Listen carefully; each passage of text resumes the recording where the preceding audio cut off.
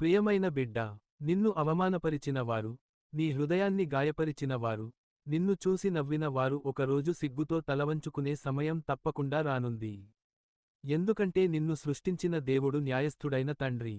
ఆయన చూస్తూ ఉండడు, సరైన సమయానికి స్పందిస్తాడు.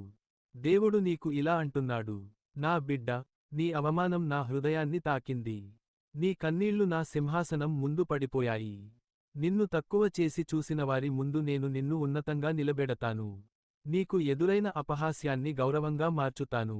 నీ జీవితంలో నేను ఒక కొత్త అధ్యాయం ప్రారంభిస్తున్నాను.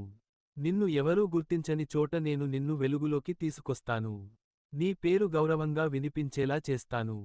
నీ చేతుల్లో ఆశీర్వాదాల తాళాలు పెట్టి, మూసుకుపోయిన తలుపులను నేను తెరవబోతున్నాను. నిన్ను అవమానించిన వారు ఒకరోజు ఇలా అంటారు: దేవుడు ఇతనితో ఉన్నాడు అని. ప్రియమైనవాడా, మనం దేవుని ఎదుట